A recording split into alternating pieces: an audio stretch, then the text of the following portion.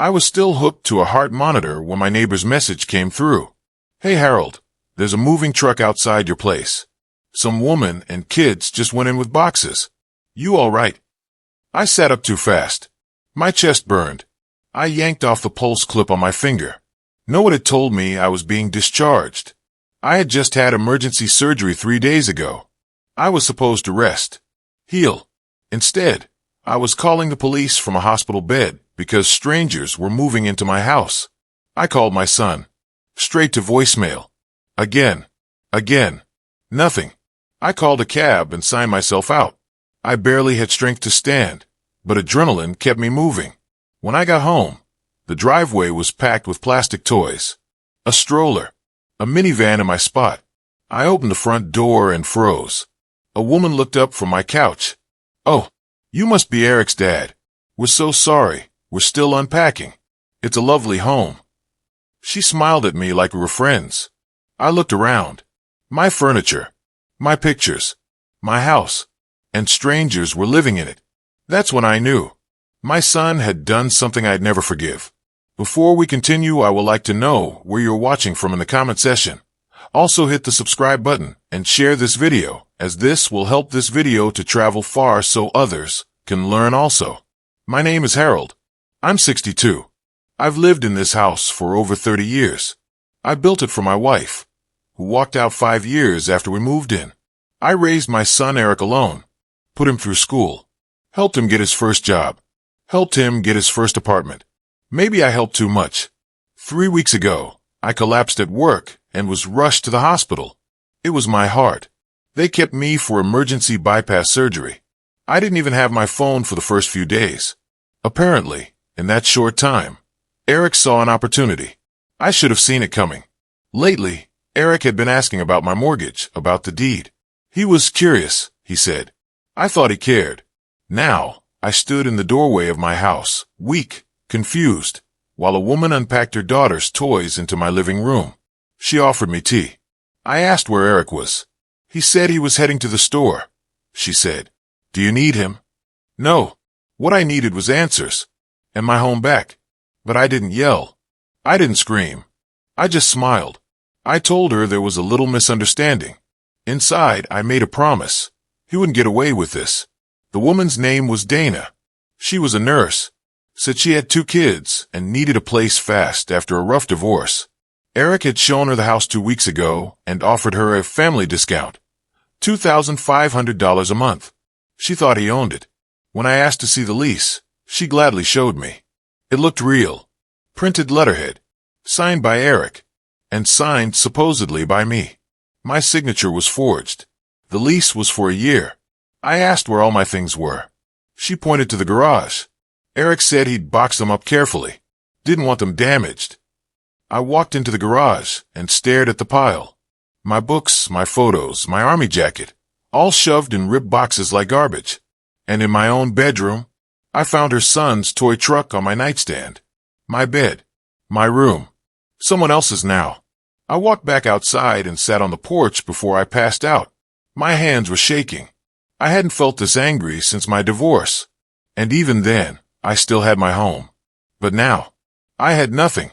Not even a key to my own house. And my son, my only son, was nowhere to be found. I called Eric again. And again. Still voicemail. Then I remembered he hadn't been living here for months. I'd helped him move into an apartment across town last year. I grabbed a cab and headed straight there. The place was empty. The landlord told me Eric had moved out a couple weeks ago. So where was he staying now? That's when it hit me. He'd moved back into my house after I went to the hospital. He'd used the opportunity to flip the place like a rental. Then he just vanished. I stared at that empty apartment, the same one I helped pay the deposit for, and realized I didn't know who my son was anymore. I gave that boy everything. Now he was making money off the only thing I had left, my home, while I was lying in a hospital bed thinking I'd die without saying goodbye. This wasn't just betrayal. This was robbery in daylight. I didn't care about the money. It was the disrespect, the cruelty. And the worst part, he wasn't even sorry, because he didn't think I'd find out. But I had, and I would make him wish I hadn't. He finally called me back that night. "Hey, he said like nothing was wrong. I heard you stop by the house. Everything okay? I asked one question. Just one. Did you rent out my house while I was in the hospital? Silence. Then he said, I didn't think you were coming back. You almost died, Dad. I had to do something. He had to do something. You rented out my home behind my back. You forged my name. You stole my house. You're overreacting, he said. I was just trying to keep things from falling apart. Bills were piling up. Then why didn't you talk to me? Why not wait till I got out? More silence. Then, you wouldn't understand. I've never hung up on someone so hard in my life. That was the moment the switch flipped. If he thought I was weak, just because I had heart surgery, he was about to learn exactly how strong I could be. Because this wasn't going to end in an argument. It was going to end in consequences. We met the next day at a diner near the house. He walked in late, wearing a sweatshirt I bought him last Christmas, acting like we were catching up over coffee. I didn't yell. I didn't show anger. I just asked why. He shrugged. It was a smart move, Dad. The market's hot, and the house was just sitting there. Sitting there? I was in surgery. He smiled a little. He smiled, like he was proud of what he did. You're not in the best shape. I figured you'd want help handling things. I felt my fingers curl around my coffee mug. You thought forging my signature, lying to a family, and stealing my house was help? I didn't steal anything, he said. I'm your son. We're family. That word, family, hit me like a slap. I stood up. You made your choice. I'll make mine. He didn't chase after me. He thought he'd won. Thought I was too tired, too old, too weak to fight back. But I wasn't going to fight.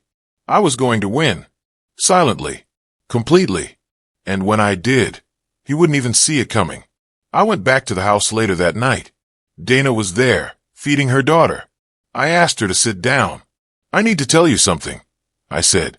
She looked nervous. Is everything okay? I showed her the real deed to the house. My name on it. I told her I had never signed any lease. That Eric had forged it. She stared at me, horrified. He told me you were in a nursing home, that you gave him power of attorney. I shook my head. None of that is true. I just signed the lease last week, she said, her voice cracking. We used our savings for the deposit. Tears filled her eyes. Are we going to be homeless? No, I said. You're not the problem. He is. I promised her I wouldn't kick them out. I asked her for a copy of the lease, text messages, and receipts. She agreed. Gladly. Because she'd been lied to, too. Later that night, I started a folder on my laptop. Operation Consequence. Inside it, PDFs of everything. Photos. Voicemails. A screenshot of my forged signature. I wasn't going to the cops yet. I had a better idea. This wasn't just about revenge. It was about making it count. The next day, I called Lou. Lou's an old friend from my army days. He used to be a real estate lawyer before retirement. Still sharp as a tack. We met at a small coffee shop. I handed him the lease, the bank receipts, and the signature. He looked through everything slowly, then whistled. Your kid screwed up, Harold, he said. This isn't just unethical. It's illegal. Big time. Can I sue? You could, he said. But lawsuits take time and money. You want to hit him where it hurts. I nodded. Then start slow. Play it clean. Don't tip him off. Build your case until it's airtight. That's exactly what I did. I went to the county clerk's office and pulled up every record with my name. Title, deed, tax filings. Eric wasn't listed anywhere. Good. Then I started gathering everything. Emails, his text messages to Dana, bank transfers, proof of him receiving rent payments into an account I still had access to. Turns out, when we opened that joint account 2 years ago, I never removed myself. He'd been funneling rent into my account. That gave me access. Legally. I smiled the whole way home. My son had just handed me the rope to hang him with. That night, I sat at the kitchen table in Dana's new home, my home, and went over the documents one more time. She made tea. Her daughter played quietly with blocks on the floor. You know, Dana said, he really had me fooled. He said you were proud of him for managing the house. He's always been a smooth talker, I said, but not a good man. She looked at me carefully. What are you going to do? I took a sip of tea. I'm not kicking you out, I said. You're a victim too. But I am going to make sure Eric learns what happens when you treat people like pawns. I can help, she said. She gave me a copy of every email he sent, his fake lease template, the Venmo receipts, a photo of him in the house when she moved in. It was everything I needed. He thought I'd blow up, that I'd yell or cry or threaten him. But that's not how you handle betrayal. You handle it like war. You study. You plan. Then you strike once. Clean. Smart. Final. And the best part? He still had no idea it was coming. 3 days later, I attended the neighborhood HOA meeting. First time in 10 years. The room was filled with retirees and young couples. I waited quietly while they discussed sidewalk cracks and speeding complaints. Then I raised my hand. I'd like to report an unauthorized rental in the neighborhood. Heads turned. I gave the address. My address. Gasps. I have documentation that the current tenant was misled into signing a forged lease by my son, who does not own the property. The house was never registered as a rental, which violates HOA bylaws. I handed out copies of everything. The forged lease. The fake documents. Photos of Eric using my name. People whispered. Someone said, that's identity theft. The HOA president, Mrs. Dalton, cleared her throat. We take this very seriously, Mr. Owens. So would the city. Later that evening, I filed an anonymous report to the County Housing Board. Eric hadn't filed landlord registration, hadn't paid rental tax, and hadn't disclosed occupancy changes. Each of those was a separate fine. I wasn't just kicking a pebble down the hill. I was setting off a landslide, and he was standing right at the bottom. 2 days later, my niece invited us for my birthday dinner. Family was her thing. She wanted everyone there, even Eric. I almost said no, but then I realized this was the perfect stage. Eric showed up late, as usual, brought a bottle of bourbon and a cocky smile. Happy birthday, old man. I smiled back. Thanks, son. He had no idea what I'd set in motion. During dinner, I let him talk. Brag. He talked about managing property, about income flow. Even made a joke about being Dad's retirement plan. Laughter around the table. My sister raised an eyebrow. I just nodded along. So, I said casually, are you collecting rent now? He smirked. Trying to. I saw my brother's face shift. Dana's voice played in my head. He told me he owned the place. I leaned back in my chair and watched him lie. The whole time, my folder was waiting at home, full of evidence, ready for court. He thought he was getting away with it. He thought I was just the old man who wouldn't fight back. But he was bragging into a room that now saw him clearly. And that bottle of bourbon? Bought with the rent money he stole from me. The next morning, I called Dana. It was time to involve her fully. I explained how the city fines worked, what her rights were as a misled tenant, and how we could both file formal complaints. I'll do whatever you need, she said without hesitation. We printed everything, her lease, her payment records, even the texts from Eric promising her a rent-to-own deal. That line really got to me. He wasn't just lying. He was selling my house one fake promise at a time. I submitted my report to the housing board. Dana filed hers, too. Then we mailed and certified complaints to the Department of Consumer Affairs. That same day, I logged into the joint bank account Eric was using for rent deposits. The balance was over $4,800. I transferred it out. Legally. He never removed my name, and Dana's rent was meant for my house, not his pockets. I didn't touch a cent of it. Not yet. But I smiled, thinking about the moment he'd check that balance and see it empty. This wasn't about revenge anymore. It was about setting the record straight and making sure he never pulled this on anyone again. 2 weeks later, he finally noticed. I got a call around noon. My phone lit up. Eric. I let it ring. Voicemail. Hey, Dad, I think there's a problem with the bank account. Rent's missing. Did you take it out? Call me, okay? I didn't call. Instead, I filed an official notice of ownership dispute with the city records office.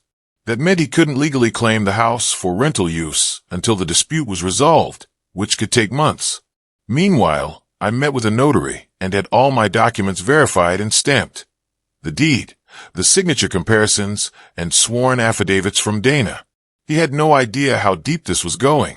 That night, I sat on the porch and watched Dana's kids chase fireflies in the yard. She brought me iced tea. "I got a letter from the city today," she said.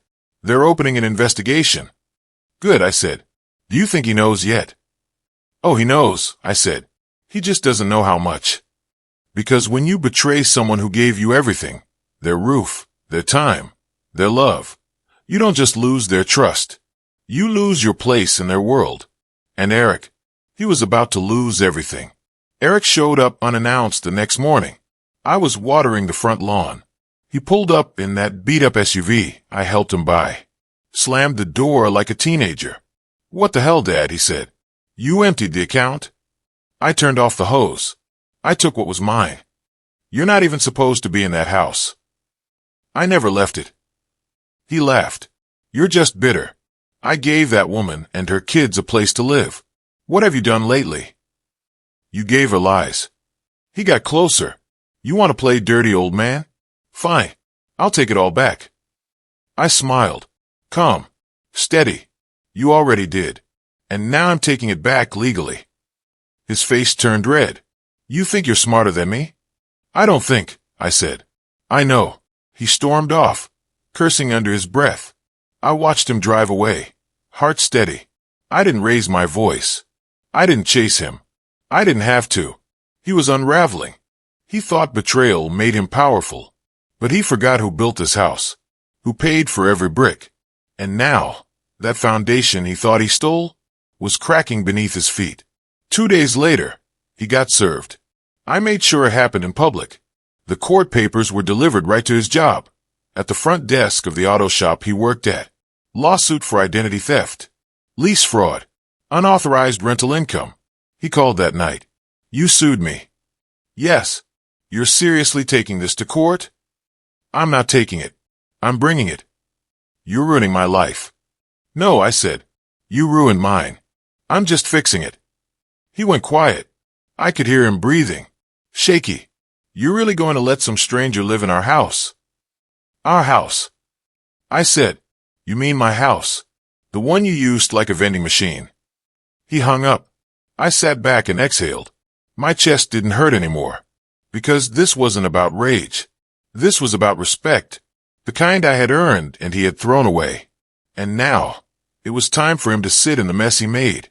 No shortcuts. No apologies. Just a long, slow road down. 3 days later, I filed the eviction. Not for Dana and her kids. I'd already signed a short-term rental agreement with her directly, under my name. No, the eviction was for Eric. He didn't live in the house anymore, but legally. He had been staying there before handing it off. That meant I could file a retroactive notice, marking him as a squatter on my property.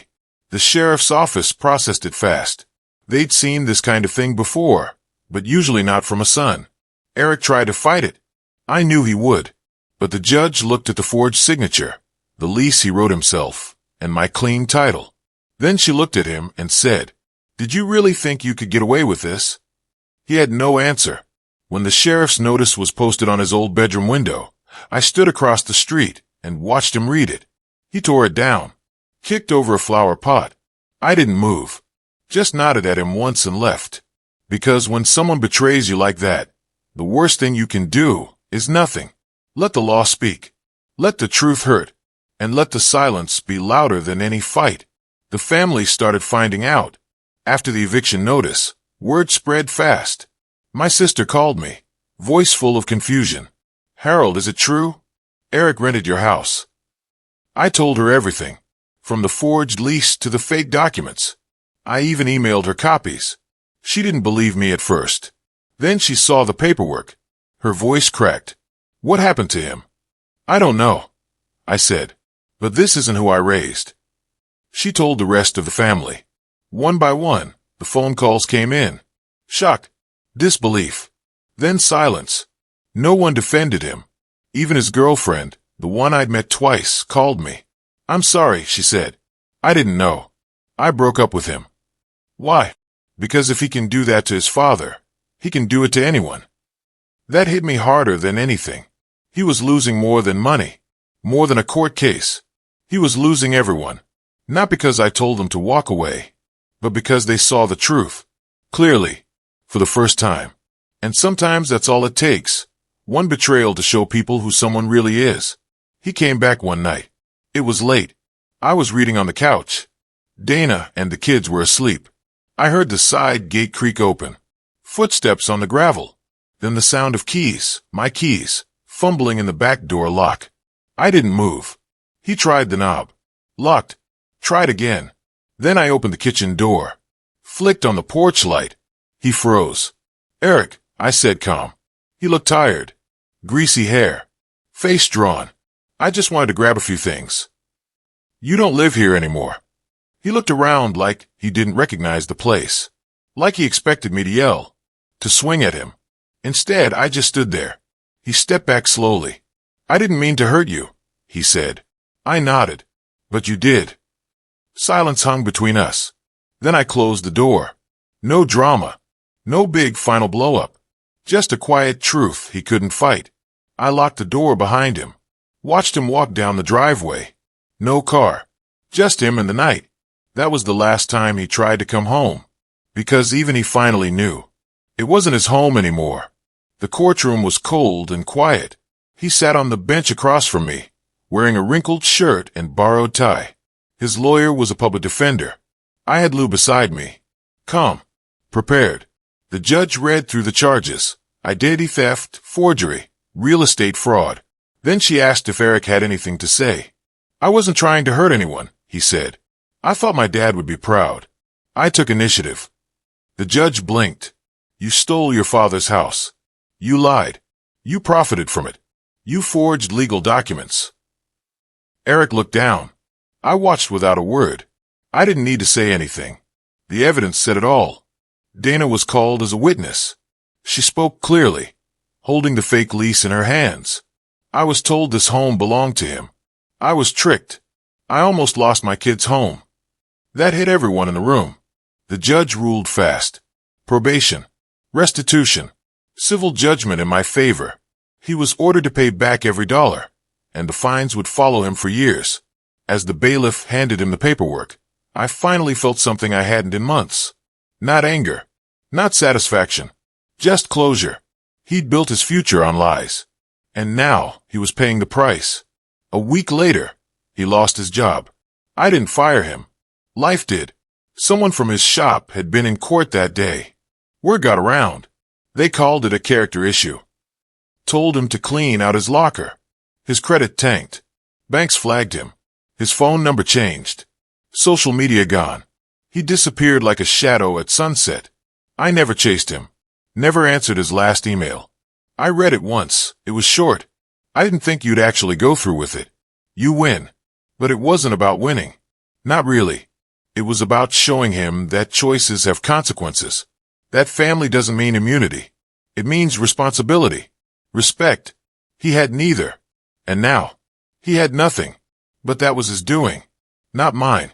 I walked out to the backyard that night. Sat under the old tree where we used to play catch when he was little. I didn't feel triumphant. Just tired. But peaceful. Because the storm had passed. And I was still standing. He wasn't. He tried to call once more. I didn't answer. But I saw the missed call. Just his name, no voicemail. It had been 3 weeks since the court ruling. Dana had signed a new lease with me, a fair one. She even started helping me with the garden out back. Her son, Jordan, called me Mr. Harold and handed me tools like a little helper. One afternoon, we sat on the porch together. Dana brought lemonade. Feels like home now, she said, smiling. I nodded. Because it did. The anger had faded. The storm was over. And the house was full of laughter again, not silence and betrayal. Eric was gone, but not erased. He still existed. Still had to live with the choices he made. Still had to wake up every day knowing he lost everything he used to fake power. And I hadn't screamed. I hadn't stooped low. I just stood my ground, slow, steady, silent. And the world had done the rest. I didn't burn him down. He lit the match himself. A letter came in the mail. From Eric. Handwritten. I didn't expect that. It was short. You don't need to forgive me. I just want you to know I thought I was helping. I see now that I wasn't. You were right. I didn't earn anything I took. There was no apology. Just that. And you know what? I was okay with it. Because people like Eric don't learn from being screamed at. They learn from losing access, losing trust, losing the people who stood by them. And he had. Not because I told anyone to walk away, but because he made it easy. The house was calm now. My health was getting better. I was walking every morning, sleeping well at night. Sometimes that's what healing really is, not fixing the past, but protecting your future from it. Eric would figure his life out, or not. But I'd stop trying to fix him, because I'd finally remembered something important. I was still a father, but I didn't have to be a doormat.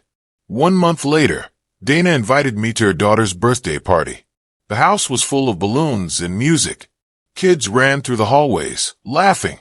Her daughter handed me a slice of cake and said, "Thanks for letting us stay in your pretty house."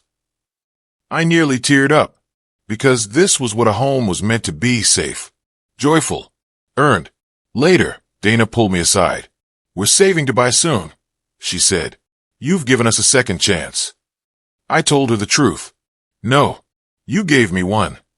She made my house feel like home again. Her kids reminded me that family isn't about blood.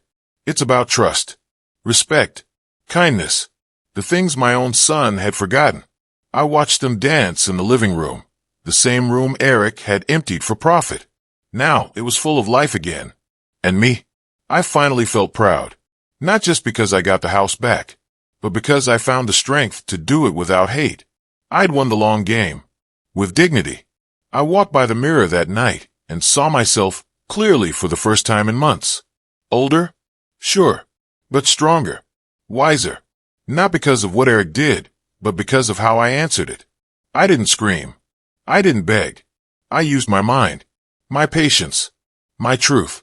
And in the end, he destroyed himself. He thought he could take what I built, sneak it out from under me. But I built this house with my own 2 hands, brick by brick. And no matter how smart he thought he was, he forgot one thing. You can't fake ownership. Not of a home. Not of respect. Not of people. It has to be earned. He lost because he skipped the hard work. I won because I never did. I haven't heard from him since. And that's okay. Sometimes peace doesn't come from fixing things. It comes from closing the door and walking away. I still live in my house. Still tend the garden. Still hear the sound of children's laughter in the hallway. It's not the life I pictured. It's better, because I'm finally living it on my terms. And the lesson? When someone betrays you, don't rush to revenge. Don't lose yourself trying to teach them a lesson. Let life handle that. Your job is to heal, to grow, to protect your peace. And remember, when someone shows you who they are, don't try to change them. Just make sure they never get a key to your home again.